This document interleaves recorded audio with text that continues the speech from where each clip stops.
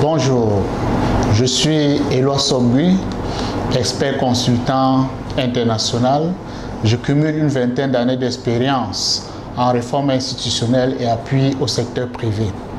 Alors, nous avons entrepris de faire une série de présentations sur la zone de libre-échange continentale et celle-ci va porter particulièrement sur les barrières non tarifaires. Vous savez, avec la suppression des barrières douanières, la suppression des contingents tarifaires, le seul enjeu de la zone de libre-échange continentale reste les barrières non tarifaires. Et c'est la raison pour laquelle la zone de libre-échange continentale, les concepteurs du projet ont pensé à mettre sur plan un système qui permettrait d'identifier et d'éliminer de manière progressive et systématique les barrières non tarifaires pour fluidifier davantage l'activité commerciale. Alors, les barrières non tarifaires sont des mesures imposées par les gouvernements sur les importations et les exportations qui sont de nature discriminatoire ou restrictive. Et le caractère restrictif du commerce dépasse le niveau nécessaire pour atteindre les objectifs non commerciaux de la mesure, ce qui entraîne des effets négatifs sur le commerce. Alors, la prolifération et la persistance des barrières non tarifaires contribuent au coût élevé des affaires et au faible niveau de commerce intra-africain. Les barrières non tarifaires comprennent un large éventail d'obstacles résultant d'interdictions, de conditions, d'exigences spécifiques du marché qui rendent l'importation ou l'exportation des produits difficiles ou coûteuses. Alors, l'annexe 5 du protocole sur le commerce des marchandises porte sur les barrières non tarifaires. Elle prévoit un mécanisme d'identification, de catégorisation et d'élimination progressive des barrières non tarifaires dans la ZLECAf. Alors, nous allons présenter dans un premier temps les sources des barrières non tarifaires dans la ZLECAf et dans un second temps, nous allons présenter le fonctionnement du mécanisme de notification, de suivi et d'élimination des barrières non tarifaires. Alors, s'agissant des sources des barrières non tarifaires, nous allons voir que les barrières non tarifaires peuvent provenir de la participation du gouvernement dans les pratiques commerciales restrictives ou tolérées par les gouvernements. Il s'agit des aides gouvernementales, des pratiques restrictives et autres. Elles peuvent également provenir des formalités douanières et administratives à l'entrée des marchandises. Il s'agit notamment de questions d'évaluation, de classification douanière, de formalités et de documents consulaires. Et ces barrières peuvent également provenir des obstacles techniques au commerce. Il s'agit globalement des dispositions techniques ou standards exigées par un État pour l'entrée des marchandises sur son marché, de l'évaluation en conformité. Et toujours dans ce registre, on peut voir des mesures sanitaires et phytosanitaires. Il s'agit des mesures compris les limites de résidus chimiques, l'absence de maladies, ainsi de suite, les limitations spécifiques, les taxes à l'importation et autres.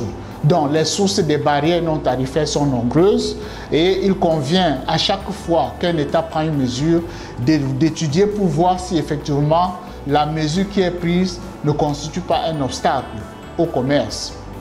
Alors, s'agissant maintenant du mécanisme, du fonctionnement du mécanisme de notification, de suivi et d'élimination, la première étape du mécanisme, il faut déjà signaler que la zone de libre-échange continentale contient un système. Il y a un site internet qui est créé et qui permet aux opérateurs économiques de déposer les plaintes. Donc, les plaintes sont déposées par le public et enregistrées sur le site ou par SMS à tout moment après qu'un obstacle commercial spécifique a été rencontré par un plaignant. Et au niveau de chaque État, il y a un point focal national qui peut également aider les plaignants à déposer leurs plaintes. Les plaintes soumises sont examinées et validées par l'unité de coordination des bureaux des barrières non tarifaires de la ZLECAf en fonction de la catégorisation des barrières non tarifaires.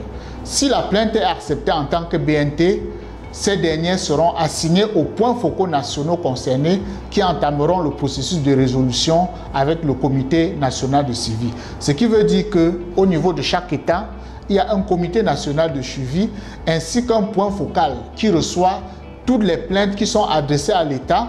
Et lorsque la plainte est transmise, ils ont un délai de 20 jours à compter de la date de l'accusé de réception pour solutionner et apporter une réponse définitive à l'opérateur. L'étape 2, n'est-ce pas, c'est lorsque la plainte n'a pas pu trouver une solution au niveau interne. À ce moment, le système de la ZNLECAf prévoit la désignation d'un modérateur et cette désignation est coordonnée par le secrétariat de la ZNLECAf. Il s'agit généralement d'un expert ou d'une personne indépendante acceptée par les parties et qui a une expérience avérée dans le domaine. Le modérateur, en consultation avec les parties, aura la souplesse nécessaire pour organiser et mener les délibérations dans le cadre de cette procédure qui normalement devrait avoir lieu au siège du secrétariat de la ZNLECAf. Donc, en aidant les parties de manière impartiale et transparente afin d'apporter des clarifications sur la BNT concernée et son impact éventuel sur le commerce, le modérateur peut faire des suggestions, entretenir un dialogue, soit de manière séparée avec différentes parties, soit de manière coordonnée pour les aider à trouver une solution à leurs différends. Alors, au cas où les parties parviennent à une solution mutuellement convenue, le modérateur doit produire un écrit dans les 10 jours et un projet de rapport factuel fournissant un résumé concis. Et il doit fournir aux parties dans les 10 jours pour que ces derniers puissent faire leurs observations. Après avoir examiné les commentaires des parties, il doit soumettre par écrit un rapport factuel final aux deux parties et au secrétariat dans les 10 jours après réception des observations. Et lorsqu'un État ne parvient pas à résoudre une BNT après la publication du rapport factuel par le modérateur, l'État requérant doit recourir à la phase de règlement de différends conformément au protocole prévu par la ZNLECAf sur le règlement des différends entre les États parties. Voilà l'économie de l'annexe sur les barrières non tarifaires. Nous restons à votre disposition pour d'éventuels éclaircissements. Je vous remercie.